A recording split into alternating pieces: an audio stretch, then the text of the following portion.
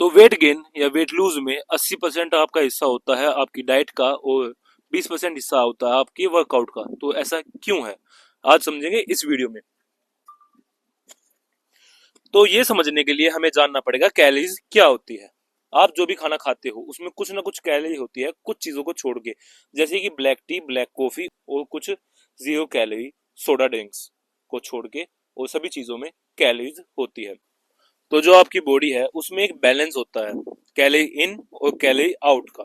Calorie इन का मतलब है आपकी बॉडी में कितनी कैलोरी आई है खाने से, और कैलोरी आउट का मतलब होता है आपने कितनी कैलोरी खर्च करी है।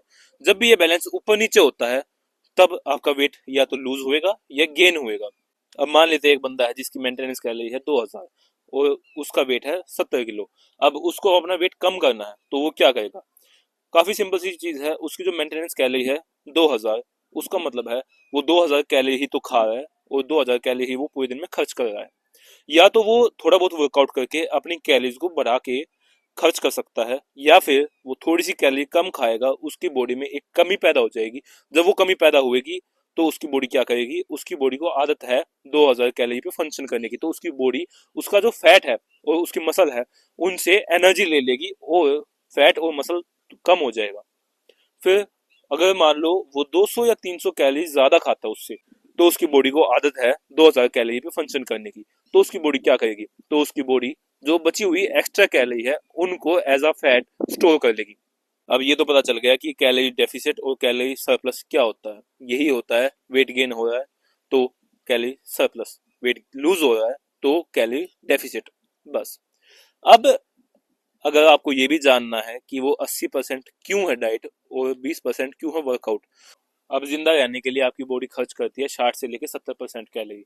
हाँ, जब आप सिर्फ जिंदा भी रह रहे हो तो भी आप कैलोरी बर्न करने लगे हो। वो आपके सांस लेने में, खून को पंप करने में और आपके कोर टेम्परेचर को रेगुलेट करने में आपकी बॉडी इस्तेमाल करती है।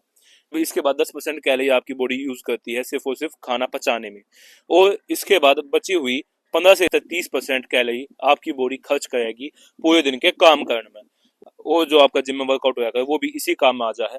तो आप कितना ही कर लो, आप खुद से 15 से लेके 30% से ज्यादा कुछ भी नहीं कर सकते अपने पूरे दिन की कैलोरी एक्सपेंडिचर में। इसीलिए कहते हैं कि 80% आपकी डाइट होती है और 20% होता है आपका वर्कआउट।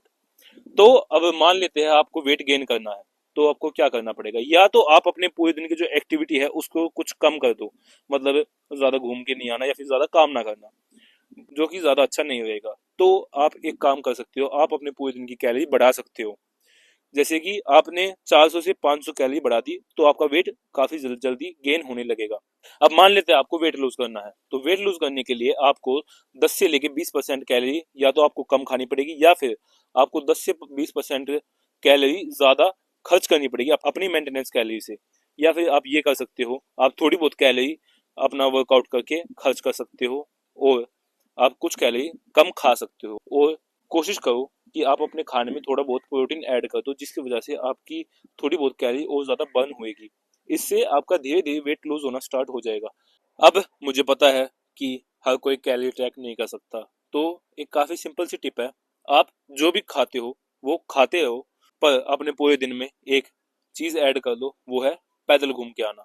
या तो आप ये कर लो कि आप जो भी खाना खाओगे उसके बाद आप 20 से 25 मिनट पैदल घूमोगे, घर में घूम लिए या फिर बाहर घूम के आगे, या फिर आप एक टाइम बना लो जिसमें आप 4 से 5 किलोमीटर पैदल घूम के आओगे। स्टार्टिंग में 4 से 5 किलोमीटर नहीं जा सकते, सो 1 से 2 किलोमीटर पैदल घूम के आ जाओ, तो उससे आपकी पूरे दिन में खर्च की हुई कैलोरी बढ़ जाएगी। और जो लोग वेट गेन करना चाहते हैं, भाई थोड़ा सा ज्यादा खाना खाओ, वर्कआउट करो, बस, इससे अलग कुछ नहीं है। और अब आएगी नेक्स्ट वीडियो न्यूट्रिएंट्स के बारे में, जो आपके खाने में होते हैं, जो आपकी लाइफ की क्वालिटी को बढ़ाते हैं।